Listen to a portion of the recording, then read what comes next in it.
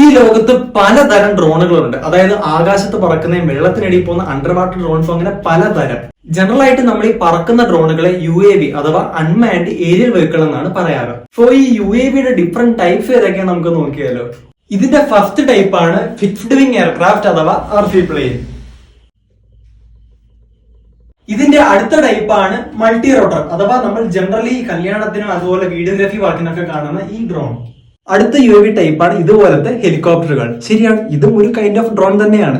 ശരിക്കും ഡ്രോൺ എന്ന് വെച്ച് കഴിഞ്ഞാൽ ഒരു പൈലറ്റ് അകത്തില്ലാതെ റിമോട്ട് വെച്ച് പറത്താൻ പറ്റുന്ന ഏതൊരു വസ്തുവിനെ നമുക്ക് ഡ്രോൺ, എസ്പെഷ്യലി UAV എന്ന് പറയാൻ പറ്റും.